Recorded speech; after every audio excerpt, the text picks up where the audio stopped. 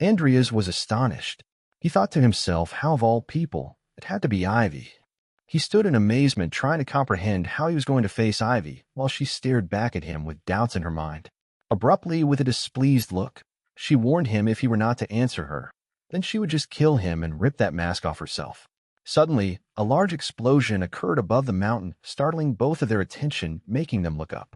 Hurriedly, Andreas looked at Ivy and told how the black mages had planted a large explosive magic circle, further warning her if they were not to be destroyed immediately, then the students would be harmed.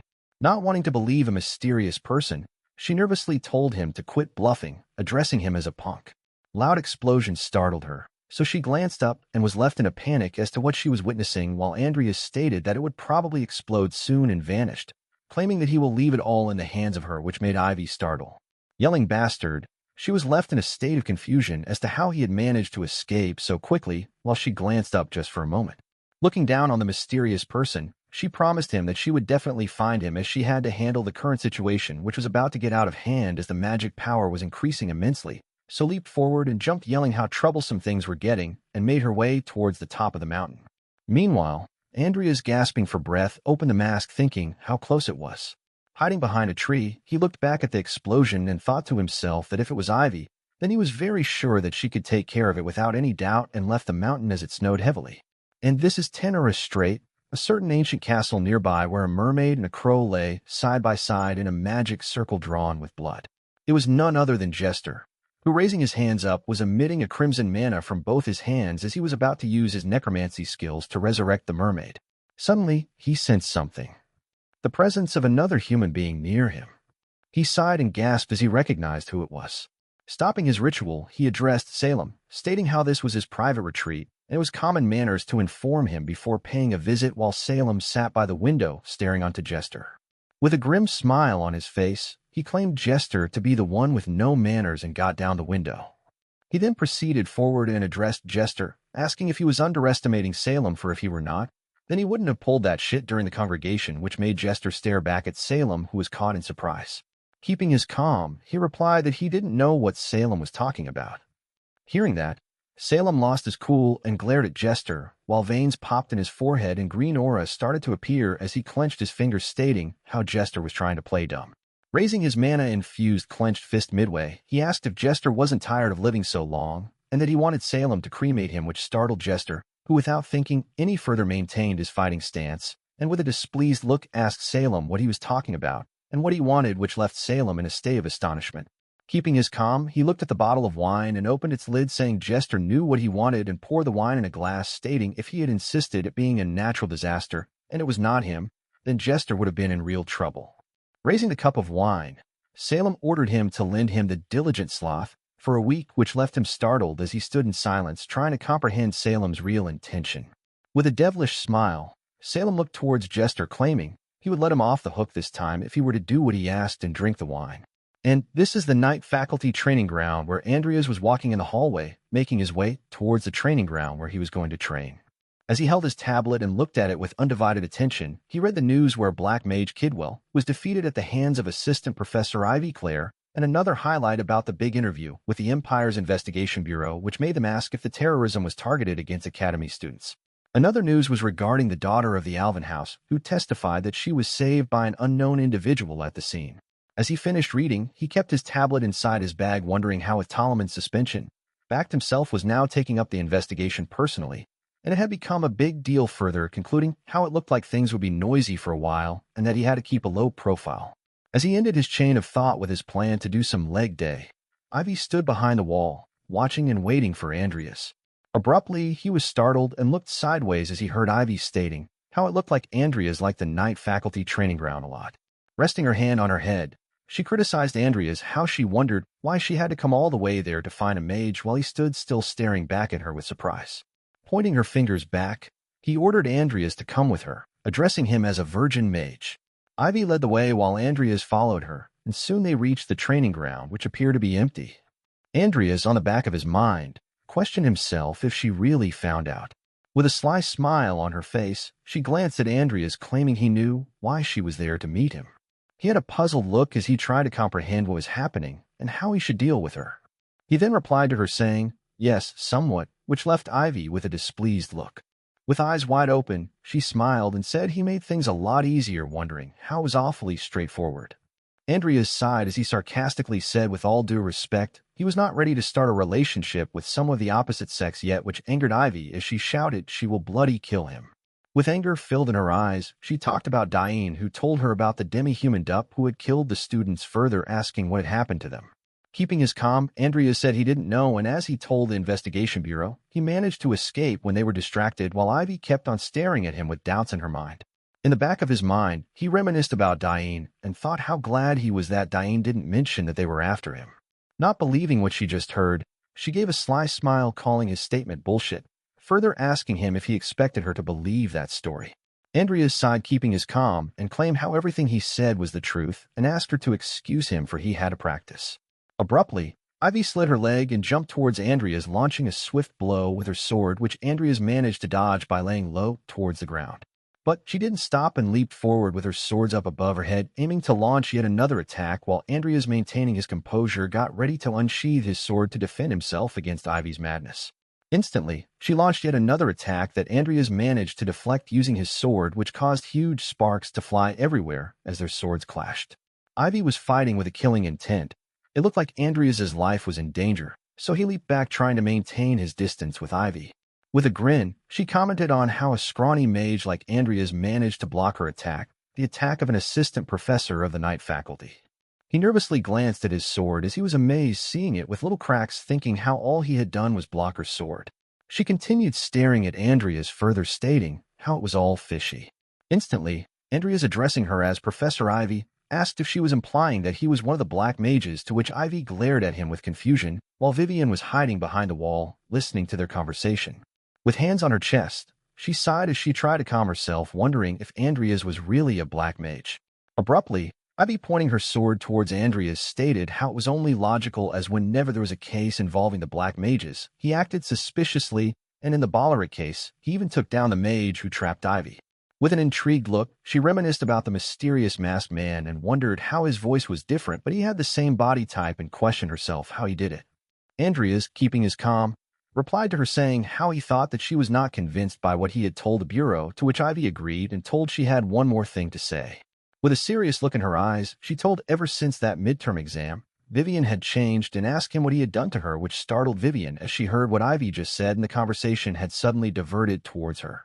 Andreas was shocked to hear what Ivy just said and was startled for a moment, but quickly replied all he did was save her.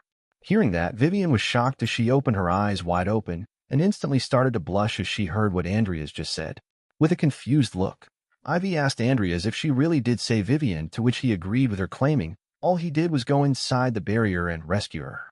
Vivian's eyes were filled with joy as she started to blush, wondering how she knew that Andreas was Mr. Fairy, but her chain of thoughts were soon startled as, panicked, hearing Ivy shout at Andreas, telling him to quit bullshitting with her.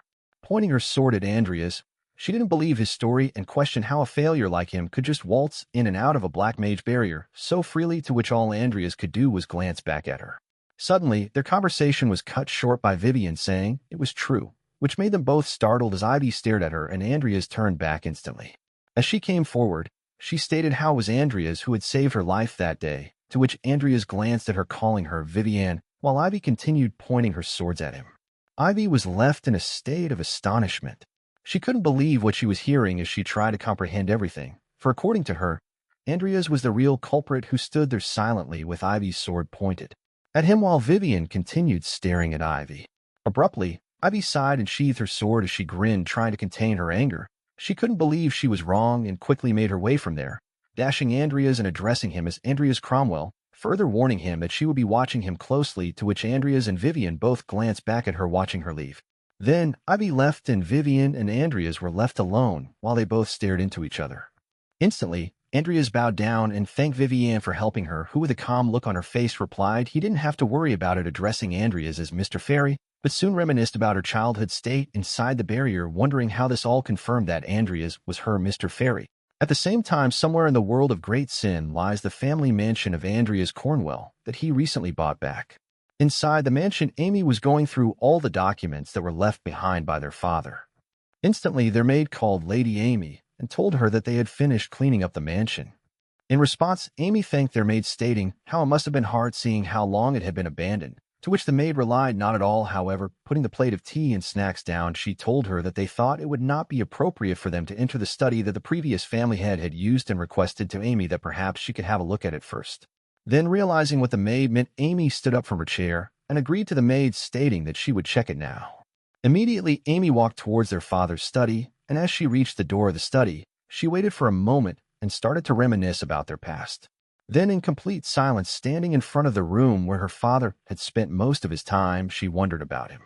With a gloomy look on her face, she remembered being scolded a lot when she hid there to play hide and seek with her brother. As she turned the handle of the door, she thought how I felt like ages ago. Instantly, Amy entered their father's study, which was filled with dust and darkness. As she tried to look around, she could clearly see the mess that was all over the place and the scattered glasses in the bookshelf, to which she exclaimed while stating what a mess it was. Then, as she wandered around the room, she thought how there was no one here to look after it. So she concluded that all of the mess was justified. Suddenly, something that was falling down amongst the mess caught her attention as she glanced towards the floor. Then Amy bent down and reached her head forward to pick up the object that had caught her attention. As she picked it up, she then started to stare at the photo frame in complete silence as emotions filled her. At the same time, in the Welton territory, a train was traveling at a fast pace along the tracks. Inside the train, Andreas, with an annoyed expression, called for Master Salem and asked him if he wasn't being a bit indiscreet. In response, Salem, with a displeased look, asked Andreas what he meant. Meanwhile, Andreas continued to state how it would seem strange for the continent's greatest black magician to turn up in a public place like that. Salem then called Andreas a brat and stated that he was giving him an extracurricular lesson in person, and asked if he really was complaining as all sorts of people were after him because he was too weak. Instantly, Salem told Andreas to stop the nonsense and let's get to it. Meanwhile, Andreas thought in the back of his mind how he didn't listen to a word he said. So, pointing at Andreas, Salem asked him if he knew that the aura in his dantian and the mana in his heart are basically the same thing, to which Andreas responded with a yes. Salem then continued, stating that in theory, he could convert both of them and put them to good use. Further stating, of course, it was impossible without a dual core, though there's no need for one. As he completed his explanation, Salem told Andreas that it was enough explaining, and that he, the Great Salem, shall teach him the method he had devised to use conversion practically, which is called transference. Then 10 minutes later, as Andreas closed his eyes practicing the method, he wondered how both the technique and the activation were easy. Furthermore, Andreas never thought it would be possible to convert the heart's mana into aura that quickly. At the same time, Salem kept observing Andreas. Then Andreas, as he kept practicing the method, thought what an extraordinary thing Isekai'd had devised. Salem stood up from his seat and told how it looked like Andreas had got the hang of it, and told him to keep practicing just like that. Then Salem leaned towards the window as he was about to leave, but Andreas immediately told him to wait, please, and asked him to just tell him one thing, to which Salem looked at Andreas in confusion. Without any hesitation, Andreas instantly asked him if he knew anything about his father and the Cromwell house. Salem, turning towards Andreas, said that Cain was Gramp Morn's apprentice. This statement left Andreas bewildered as he could not comprehend what Salem just told him. Further, Salem stated that, like he said before, Andreas had to find out the details himself, as it would be a pain in the ass to explain everything. Then Salem instantly leaped from where he was standing, while Andreas called him Master Salem and questioned him what he meant. As Salem left, Andreas started to wonder about his father Cain Cromwell, questioning himself if he was a black mage, as he had never realized that he was one, neither sack in the game nor since he arrived in this world. But then concluded his chain of thoughts, stating how it was a good thing that he was on his way home, as he figured if he searched the house, he might find something. After a while, as the train arrived at the station, Andreas left immediately, and in just a moment reached the Cromwell house. Then he entered the mansion, which was just cleaned, and met his sister. Amy asked him what he thought about the mansion, as Lupin had done a great job of tidying up that place. Surprised by all of this, Andreas kept staring at the room in shock. Instantly, he asked her if this used to be father's study, to which Amy responded affirmatively and told him that it was in shambles, so she fitted it with a new set of furniture. Andreas then thanked Amy, stating how this could be used as an office, to which Amy, reaching for the photo frame on the table, told him that she made sure to leave all the important stuff in place. Amy, as she grabbed the photo frame, turned towards Andreas, saying "Taeda," and showing him the photo frame, claiming it was their family photo from when they were children. Holding the photo close to Andreas, Amy asked how it was and asked if it brought back memories. In response, Andreas gave a slight smile, and looking at their family photo, wondered how it was a strange feeling. Touching the photo, Andreas kept wondering how it felt nostalgic, but at the same time, these feelings were like someone else's. But to their surprise, a strange light started to glow from the photo, leaving Andreas along with Amy bewildered as to what it could be. The light started to glow even more bright as both of them stood there completely dumbfounded while Amy exclaimed what it was. Abruptly, a rattling sound distracted Andreas as he instantly turned around to see what it was. To his surprise, it was the sound of the bookshelf which moved on its own. As the bookshelf completely moved, a secret door was visible, which left Andreas along with Amy questioning as to what it was. Andreas, looking at the hidden passage, started to analyze the series of things that happened as when he touched the photo frame, it triggered a magic circle, opening a hidden door behind the bookshelf, and if it only activates when the two of them touch it, then that means what's inside could be their father Cain's inheritance, or more likely, his will. Then Andreas, with a look of determination in his eyes, concluded that he should try going inside first, as if this was hidden like that, there had to be something amazing in there. Immediately turning towards Amy, Andreas told that he would check it out and she should wait outside, to which Amy replied stating that she couldn't just let him go in there alone. Andreas then told Amy that this magical device was too much for her and that it was too dangerous, while Amy just stood behind Andreas worried about him as she exclaimed, but without letting her speak, Andreas told her to go, to which Amy with a confused look said okay. As Amy left the room, she turned towards Andreas and asked him to be careful, to which Andreas told her okay, and that she didn't need to worry. Instantly, as Amy left the room, Andreas began walking down the hidden passage and reached a hall with fire torches burning. Abruptly, Andreas felt a sensation as he stepped down the stairs, glancing forward with a look of bewilderment on his face. Andreas instantly recognized the sensation and questioned if it was a black magic item, as it was the same feeling he had with the sloth. So, without wasting another moment, Andreas took his first step. Andreas then began to walk towards the direction of the object that was emitting that strange energy and was glowing immensely.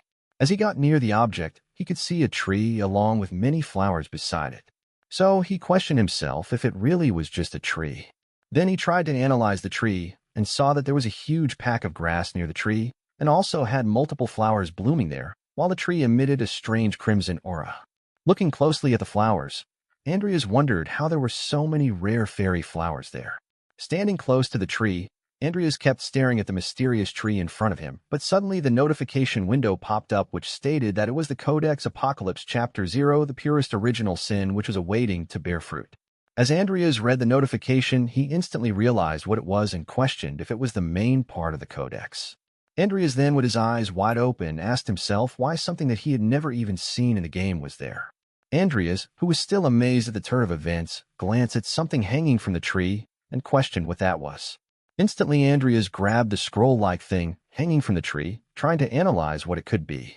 Andreas, as he opened the scroll, realized that it was a letter that was tied to the original sin tree, further questioning if Cain left it there. Suddenly, as Andreas tried to read the letter, a huge magic circle covered Andreas, leaving him puzzled as to what it could be. Andreas then glanced around him, trying to figure out what all of this was, but to his surprise, the letter in his hand shredded into pieces and started to float. Dumbfounded by all the things that were happening, Andreas just looked confused as he tried to make sense of things, but at the same time, a mysterious figure appeared behind him. Immediately, the mysterious figure placed his hand on top of Andreas' head, leaving him startled as Andreas had not sensed anyone behind. Bewildered by the sudden hand on his head, Andreas opened his eyes wide open in shock, and with sweat dripping from his face, he wondered as to who it could be. Andreas opened his eyes wide open in shock as a burst of light glowed in front of him. Suddenly, he started to get a glimpse of someone holding a seed-like object in their hand. It was the Emperor who had given Andreas's father Cain the seed, as he bowed down towards the Emperor to show his gratitude. After some time, Cain then planted the seed into a pot of soil. Soon the seed started to grow, emitting a mysterious red aura as leaves sprouted from the seed. Things were the same for months as Cain poured all his efforts towards growing the seed into a tree, which was progressing at a good pace. Then he showed the progress to the Emperor. Looking at the progress Cain had made, the Emperor gave a big smile as he felt his plan succeed. At the same time, the Tower Master was also present there, who was left in a state of shock witnessing the tree. But one day, as Cain came back home, he saw his wife stabbed, bleeding from her stomach, as all Cain could do was hold her in his arms. Cain, as he looked at his hand, which had his wife's blood all over it, figured out everything that the Emperor had planned all along. Realizing all that the Emperor had been planning, He knew that if he didn't do anything, even his children Andreas and Amy would eventually be dragged into this. So even when Cain was trapped, he still tried his best and protected his children as he poured his remaining mana in the photo frame from before. In just a few seconds, Andreas had seen the memories of how his father Cain had to live and also how he was treated and trapped in the end by the Emperor. Realizing all that had happened, Andreas, with a cold look on his face, exclaimed that he understood, further stating, "So that's what happened." It was obvious to him that the Empire and the Black Mages were in cahoots with each other. Further, just like Salem told him, the Emperor left his father Cain in the care of Morn, where Cain studied black magic and sprouted the original sin. But once Cain achieved that, he was discarded because he was no longer useful to the Emperor. Then Cain soon realized that the death of his wife, his mysterious illness, and the downfall of his family had all been arranged by the Emperor. So, having no option left, he took revenge on the Emperor in his own way, by hiding the original sin in a place that only the siblings could enter. Abruptly, his chain of thoughts were disrupted by a voice which called for his name, Andreas Cromwell, and asked him if he got a good look at the memories his father left behind. Hearing the voice, Andreas instantly turned back to see the face of the mysterious person who called him. The mysterious person was none other than his father Cain, who with a scary look asked Andreas if he should call him Mikado Kaneshiro instead. Hearing Cain call his real name, Andreas instantly became wary of him and drew his sword. Pointing the sword towards Cain, Andreas then in a cold voice asked him who he was. In response, Cain stood there calmly as he exclaimed how it was a shame, as he thought Andreas had figured it out right away, being a game addict and all. Cain then told Andreas thank you for playing his shame and asked him if that statement rang a bell, to which Andreas started to reminisce about the time when he completed the game and received a phone call, leaving him even more shocked as he questioned himself if he was the guy, further thinking that he couldn't be. To confirm his suspicions, Andreas, who still had his sword pointed at Cain, asked him if he was the dev who brought him there. Cain then said bingo, further asking Andreas how the world of deadly sins was. Meanwhile, Andreas just gritted his teeth as Cain continued asking him how this was a fantastic fantasy world. In response, Andreas stared straight into his eyes and asked Cain why he brought him here. Cain, with a cunning smile, grabbed the tip of Andreas's sword and responded, stating nothing much, and that he just wanted Andreas to clear that game.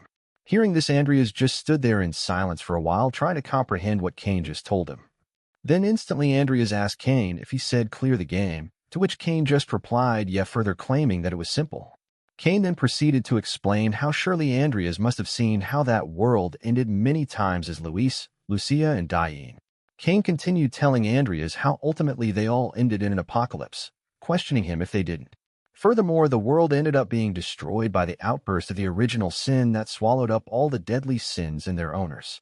Andreas, who heard all of this from Cain, asked him what he was talking about, as once one collects all the deadly sins and the original sin and defeats the final boss, the end of the world would be averted. Cain then told Andreas that's as far as he got to see, but as long as original sin's consciousness exists, the world would eventually come to an end, and concluded that to stop that, he had to take complete control of it. Andreas questioned Cain if he really meant to control the original sin, to which Cain responded affirmatively, further stating that only Cain's own flesh and blood could do that. Suddenly, out of nowhere, a system notification window popped up stating that the immature original sin demanded a contractor's blood, further claiming to offer Andreas blood and sign the contract. As Andreas read the notification, Cain pointed out that it looked like the original sin had sensed him. Reminiscing about the third-rated villain Andreas was, Cain told him that he may be talentless scum, further claiming that only very few can enter this place before the original sin matures, and pointing at Andreas told him that he was one of those few. Meanwhile, Andreas stood in complete silence as he glanced towards Cain, who explained all of that. Cain continued telling him that after 6 months, once it has grown conscious, the original sin would emerge outside of the ward and would seek out its own host. At the same time, Andreas started to think in the back of his mind how he was wondering why he got reincarnated into that trash character, and concluded that this was why, as with Cain hiding the original sin, only Amy and him could have access to it. So as Andreas processed everything, he asked Cain what exactly he wanted Andreas to do. Cain in response told him that it was simple, as he wanted him to sign a contract with the original sin and become its host, and then feed it the deadly sins and tame it. Andreas, surprised at Cain, told him it was easy for him to say and asked him if he failed, wouldn't they devour him too? To which Cain told him that it couldn't be helped, but that was the only way. Abruptly, Cain started to glitch as he told Andreas that if he succeeded, both he and the world would survive, and apologized for bringing him here and asking him to do that, further pointing out that he was counting on him. Andreas kept looking down as Cain told him everything. Then Cain called for Andreas, calling him his son, to which Andreas looked at Cain with a surprised look. Then Cain, who had explained everything to Andreas, told Andreas that he believed in him. With a clam look and a slight smile, Cain continued telling Andreas that if it was him, then he was sure that Andreas could do it.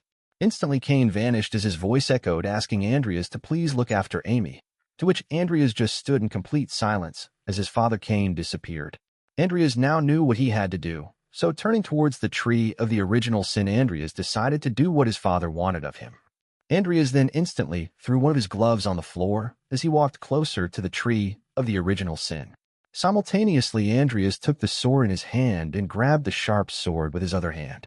Andreas then, slashing his own hand to make a cut, thought how this wasn't one of those otherworldly reincarnation stories. As his hand started to bleed, he thought even though he didn't like the idea of being forced to work for free. It was just like Cain said, there was no other way, and if there's no other way, he had no choice but to face it. Andreas then placed his bleeding hand on the tree of the original sin, wondering how it was just like what he had done all the time before. After Andreas placed his hand on the tree of the original sin, suddenly a magical crimson aura started to emerge from the tree and flew towards Andreas, covering his whole body in just a few seconds.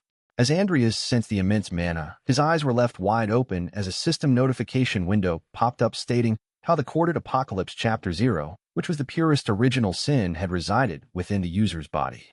Furthermore, another system window popped up stating how the purest original sin had recognized the user as its master. Instantly, the tree of the original sin glowed immensely, where only a huge burst of light could be seen while Andreas kept his hand on the tree. Suddenly, another notification popped up stating how the mana recovery had been increased by 144% and that the mana density would increase over time. Further, another notification window popped up stating how the mana element would become closer to dark over time, and also that as he collects more deadly sins, his current abilities would increase and more abilities would also be unlocked. Suddenly, the tree of the original sin started to shake uncontrollably as the burst of sparks flew everywhere. Andreas then called for Cain Cromwell, who was the father of the second half of his soul. Andreas then, reminiscing about Amy, told him that he could leave Amy and the Cromwell family to him. At the same time, the tree of the original sin had completely vanished, leaving only a light yellow glow behind as Andreas just stood there. Then, with a calm look, Andreas, thinking about Cain, prayed, saying, "Please rest your soul in peace," as he would also avenge all the tragedies that befell him. At the same time, somewhere in the world of the Great Sin, Morn was in his mansion as he held a glowing purple sword in his hand, accompanied by two subordinates. One of the subordinates was on his knees while the other one just stood beside him.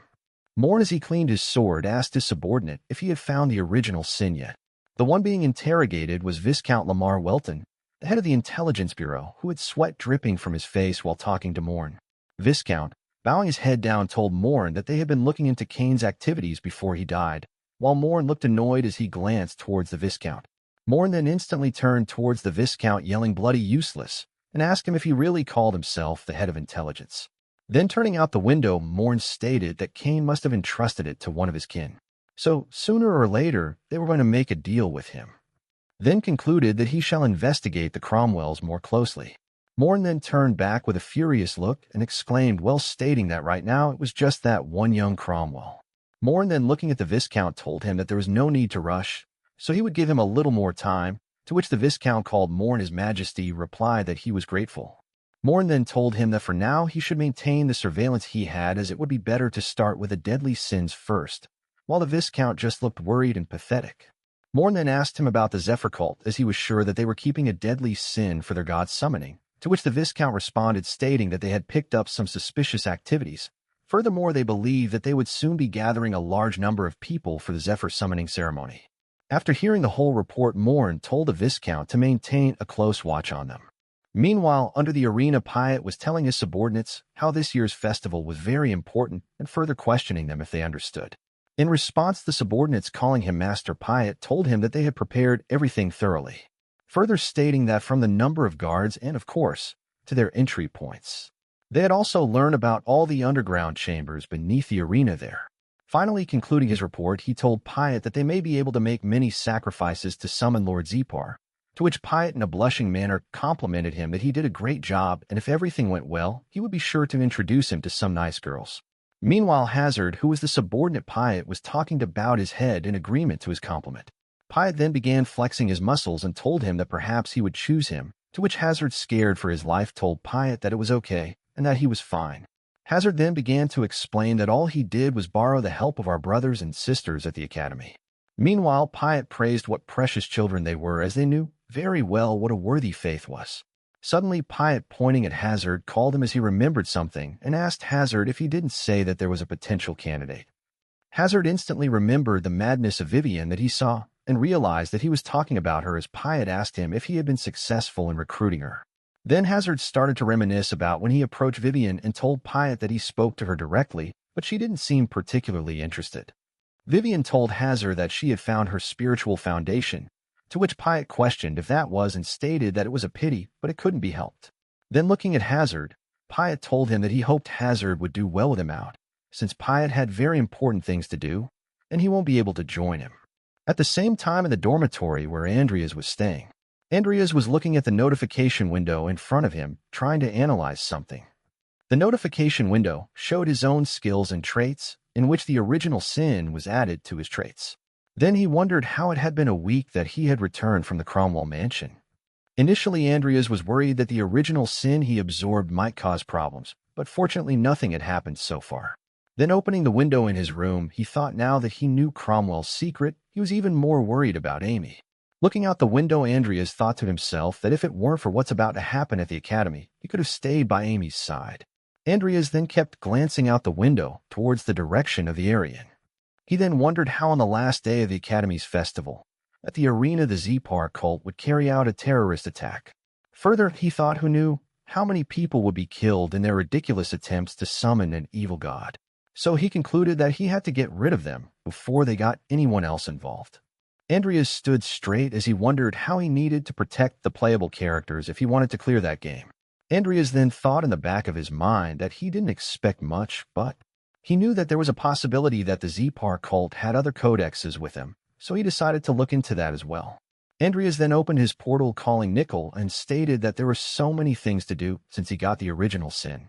As Nickel came out of his portal, Andreas glanced at him and called him Nickel, saying, "All right, let's resume their training." Suddenly, a strange purple magical aura started to cover Andreas's whole body, leaving him startled as he wondered what it could be. Instantly, the purple magical aura grew brighter as a system notification window popped up. The system notification window stated that the Corded Apocalypse Chapter 0, which was the purest original sin, had detected the diligent sloth. Andreas, as he read the notification, with a look of confusion, turned towards Nickel, wondering what it meant. Simultaneously, another system notification popped up stating that the original sin had been linked to the diligent sloth, generating additional features, abilities, and enhancing base capabilities. Instantly reminiscing about the sloth, Andreas looked towards Nickel and questioned if it was really that sloth. Abruptly, another system notification popped up stating the purest original sin had started to grow.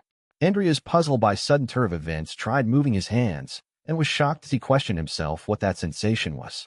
Then, as Nickel glowed with the same purple aura, Andreas instantly realized that the original sin seemed to recognize Nickel as the sloth.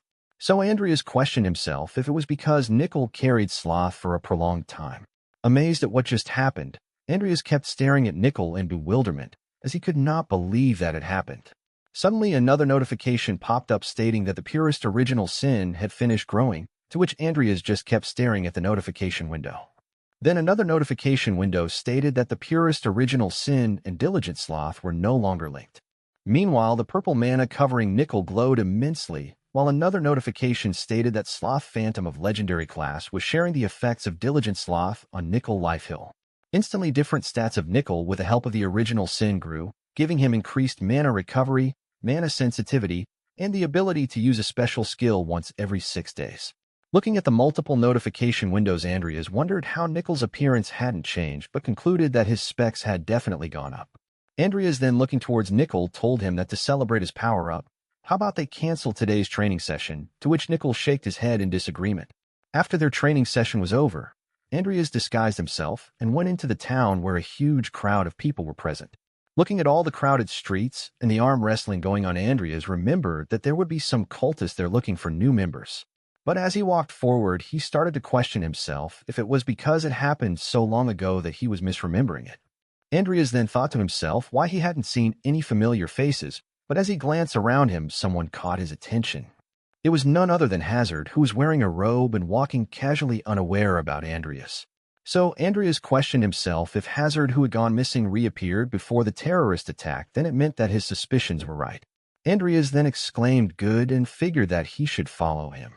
As Andreas followed Hazard, he was led into a manhole that Andreas, without any hesitation, instantly entered. Andreas then completely entered the manhole and began closing the manhole. Andreas then started to slowly climb down the stairs while paying close attention to his surroundings. As Andreas reached further down the manhole, suddenly something caught his attention. It was a subordinate of the cult. So with a fierce-eyed look in his eyes, Andreas intently stared at her as he knew exactly what he had to do. At the same time, the subordinate also sensed something above her, making her turn around to see what it was. But to her surprise, Andreas had already jumped and reached close to her, leaving her startled and unable to react. Immediately, Andreas, with his quick reflexes, stabbed the subordinate without making noise. Andreas then slowly placed the body of the subordinate gently on the ground as he did not want to cause any more noise. So, instantly opening up a portal, Andreas wondered how it was just as he thought. Hazard and the rest of the cult were preparing a terrorist attack. At the same time, Nickel and Timer came out of the portal Andreas just opened. Then Andreas called Nickel, telling him that he was with him, while Andreas told Timer to stay there and watch. Andreas, along with Nickel, rushed ahead to stop the terrorist attack from happening, while Timer just stood behind watching them leaving at an incredibly fast pace. Deep inside the tunnel was the secret hideout of the Zepar cult, where some bodies were tied to the wall naked while others kept working nonstop. The one supervising all this was none other than Zepar, who stood confidently observing all the activities of his subordinates. Hazard then started to wonder how bringing in the explosives had been a challenge, but setting them up would take no more than a day.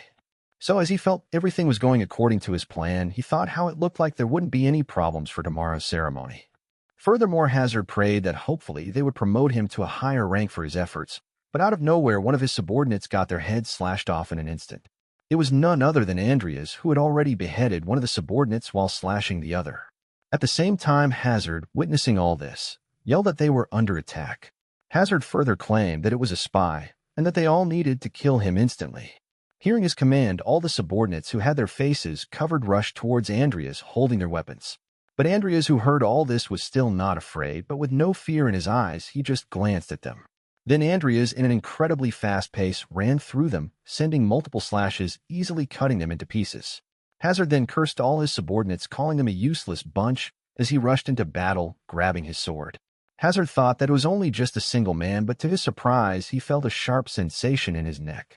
As Hazard tried to comprehend what just happened, he was left in shock as his head got separated from his body by a single slash sent by Nickel.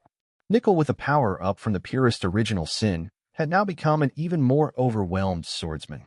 As the slashed head of Hazard fell to the floor, Andreas glanced towards Nickel, complimenting his swordsmanship to be as impressive as always. In just a few moments, Andreas, along with Nickel, had killed everyone that was present there. Then he exclaimed, "All right," as he thought they were almost done, and decided to collect all the explosives.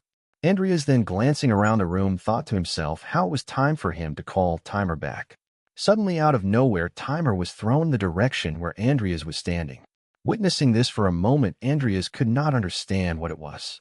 But then as Timer crashed behind Andreas, passing him by in a flash, Andreas called out his name, Timer. Andreas then turned towards Timer, who was already his one new, trying to stand as it recovered from the attack.